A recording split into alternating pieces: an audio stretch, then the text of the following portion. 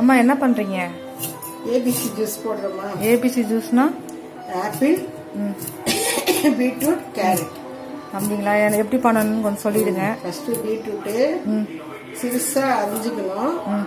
அரிஞ்சுட்டு நல்லா ஃபர்ஸ்ட் காயெல்லாம் மூணுத்தையும் கழுவி நல்லா தோல் சீவி அப்புறம் சின்ன சின்ன இதுவாக கட் பண்ணிக்கணும். கட் பண்ணின்னு மிக்சியில் போட்டு நல்லா இது பண்ணி வடிகட்டி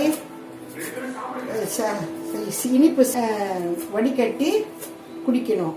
தண்ணி சேர்த்து குடிக்கணும் அப்படின்னு. அவ்வளோதான். இது எதுக்கு நல்லதுன்னு கொஞ்சம் அப்படியே சொல்லிடுங்க.